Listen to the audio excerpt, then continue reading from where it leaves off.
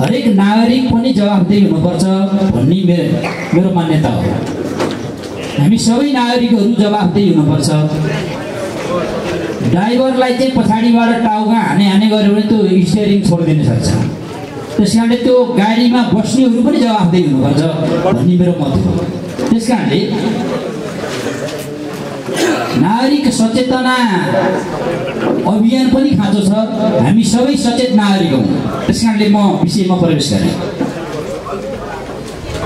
स्थानीय सरकार सञ्चालन 2074 को निर्देशिका जनप्रतिनिधिहरूले सबैले पढ्नु भएको छ, सबै नागरिकले पनि पढ्नु भएकै होला। विशेष गरी स्थानीय सरकार सञ्चालनको सवालमा त्यहाँको चाहिँ राजस्व, त्यसपछि गएर न्यायिक समिति र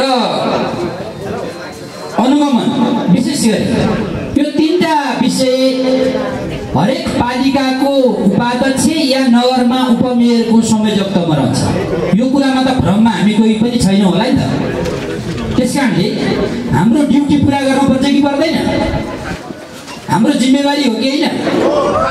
संस्थाप्रति चाहिँ उत्तरदायी बन्ने कुरो र जनताप्रति जवाफदेही बन्ने कुरो पर्छ कि पर्दैन? त्यसकारणले गर्दाखेरि तपाईहरु मात्रै जनप्रतिनिधि हो, हामी पनि जनप्रतिनिधि भएर अनुभव हासिल गरेर यो नगरपालिकामा, यो बाखरमा नगरपालिका ल्याउनको निमित्त कम्ती सङ्घर्ष गरे मान्छे होइन हामी। त्यसकारणले जसले जे भन्दैमा त्यही पताउनु पर्छ भन्ने कुरो होइन, एउटा कुरा। अर्को कुरो, अनुगमन कसले गर्छ? उपमेयरको नेतृत्वमा नगरपालिकामा अनुगमन समिति हुन्छ। हरेक नागरिकले हरेक योजनाको अनुगमन गर्न पाउँछ। त्यहाँ खबरदारी गर्न पाउने हरेक नागरिकको अधिकार हुन्छ, तर त्यसलाई भत्काउने अधिकार हुँदैन। त्यसले गुणस्तरीय चेक गर्नको निमित्त त्यो सम्बन्धित निकायले गर्नुपर्छ। त्यसो हो भने यो बेलगढी नगरपालिकामा 4वटा वडा चाहिँ एमालेले जिते नि त। एमालेबाट टिकट लिएर निर्वाचित हुनुभएका तपाईँ एमालेका साथीहरूले अब अरू बाँकी वडामा चाहिँ माओवादी र काङ्ग्रेसले जितेका वडाहरूमा तपाईँहरू योजना भत्काउँदै हिँड्नु नि त। माओवादीले 2 वडा जिते, अरू 11वटा वडामा एमाले र काङ्ग्रेसले ठेकेदार मार्फत वा उपभोक्ता समिति मार्फत बनेका योजना भिडियो खिच्दै अनि भत्काउँदै हिँडाउनु त। यही हो तरिका। विगतको गठबन्धनमा तपाईहरुलाई जिताएको र त्यतिखेरको म्यान्डेट यही हो। त्यसकारणले यहाँ भ्रष्टाचारको कुरा आइरहेको छ, मैले सुनिरहेको छु। विगतको जनप्रतिनिधि भएको हिसाबले यहाँ अलिअलि साथीहरू त राख्नुभयो। त्यतिखेरको सवालमा विगतमा एउटा शिक्षक अर्को जिल्लाबाट यो बेलगढीमा आउनको निमित्त एमालेको चाहिँ संगठनको सदस्य दिन पर्थ्यो। त्यो नजिर हामीसँग छ। धेरै ठुलो कुरा नगर्दा हुन्छ, जनता कोही पनि भ्रममा पर्दैन। अर्को कुरो, कम्प्युटर खरिदमा 5 लाख रुपियाँ त्यतिखेर चाहिँ भ्रष्टाचार भएको। मैले विगतको नगरसभामा चाहिँ क्वेसन गर्ने जीवित वडा सदस्य मै हो। त्यसकारणले भ्रष्टाचारको विषयमा मलाई के लाग्छ भने यदि कसैले भ्रष्टाचार गरेको प्रमाणित गरेर सम्बन्धित निकायमा हामी जो कसै नागरिकले चाहिँ अख्तियार अथवा सम्बन्धित निकायमा उजुरी हाल्न सकिन्छ। कसैले कसैले आरोप लगाउँदैन, कोही भ्रष्टाचारी हुँदैन। अर्को कुरो, राजनीतिलाई पेसा बनाएर जगतबहादुर गुरुङ यहाँ आएको पात्र होइन। कुनै पनि बेलगढीका नागरिकले जगतबहादुर गुरुङले योजनाबाट कमिसन खाएर बाँचेको छ भनेर यदि जगतबहादुर गुरुङ यो पार्टीमा भए पनि नभए पनि उहाँको धन्दा त्यो होइन। त्यसकारणले बेलगढीका आम नागरिकले यो कुरो उहाँलाई विगतका 2टा टिकटको उम्मेदवार हुँदै गर्दाखेरि पनि सबैले बुझेको कुरा हो। यो भ्रममा बेलगढीका जनता पछि लाग्दैन, त्यो भ्रमको पछि। अर्को कुरो,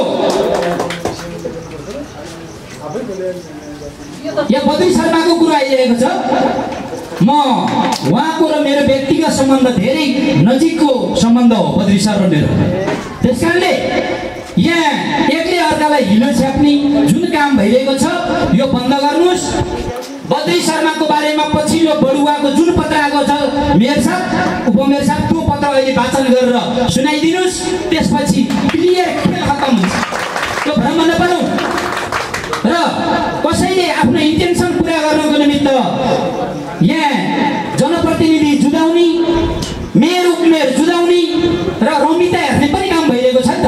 पछाडिबाट। त्यसकारणले हात्ती जुधे पनि तोरीबारी नष्ट हो र हात्ती मिले पनि तोरीबारी नष्ट हो। त्यसकारणले गर्दाखेरि तपाईहरु ख्याल गर्नुहोस्, यस्ता मौका छोप्ने प्रवृत्तिदेखि तपाईहरु यो टिम 13 वटा वडा अध्यक्ष र मेरो उमेर तपाईहरु सँगसँगै जानुको विकल्प छैन। एउटै ढुङ्गामा बसेर तपाईहरु ढुङ्गा पलपार जुरे यसलाई डुबाउँछु भन्नुहुन्छ भने तपाईहरु सबै ढुङ्गा पल्टी सिजानी एकै ठाउँमा हो। त्यसकारणले यो छुट तपाईहरुलाई छैन। यो त्यतिकै तपाईहरु यहाँ आइपुग्यो होइन नि त। तपाईहरुलाई निर्वाचित गर्नको निमित्त के गरियो थाहा छ? त्यसकारणले यो सजिलो विषय होइन र तपाईहरुको यो जुन धमिलो पानीमा माछा मार्ने कुरा छ यसले बेलकोटगढीको आम विकास निर्माणलाई घाटा पुग्दैछ। बेलकोटगढीमा केही पनि नभएको हो त? बेलकोटगढीमा धेरै कुरा भएको छ, तपाईहरुले यो बाहिर प्रचार गर्नु भएको छैन। त्यसकारणले गर्दाखेरि धेरै राम्रा काम भएका छन्, तर बहुमत आफू दिने अनि अब जसलाई चाहिँ अर्कालाई दिने, जस पाउने बेलामा चाहिँ सबै हामीले गरे, नराम्रो जति अर्काले गरे, राम्रो जति चाहिँ मेरो बहुमत छ मैले गरे भन्ने। राम्रो र नराम्रो कामको सबै स्वामित्व सबैले ग्रहण गर्नु पर्दैन। त्यसकारणले गर्दाखेरि यो यतिखेर व्यवस्थामाथिको खबरदारी भइरहेको छ। जनप्रतिनिधिज्यूहरू तपाईहरु सचेत हुनुहोस्। त्यसकारणले गर्दाखेरि यहाँको मेरो सक्नुलाई अर्को कुरो कृषिको बेलकोटगढीमा अब तपाईको चाहिँ धान रोपाई सुरु हुने बेला भइसक्यो।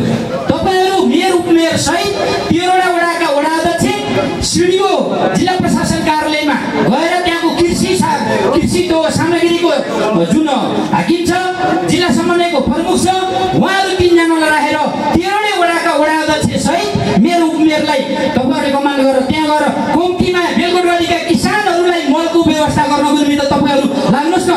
किसानलाई मल दिनु पर्दैन। तपाईहरुको कार्यपालिकामा बहुमत छ त किसानको चाहिँ मलको समस्याको बारेमा काहीँ बोल्नु भएको छ? सुनिया छ नि? यो बेलकोटगढीका जनताले सुन्नु भएको छ? हो, त्यसैले गर्दाखेरि तपाईहरु काम कारबाहीमा एकरूपता हुनुहोस् न। चुनावको कुरो त पछि गरौँला नि त।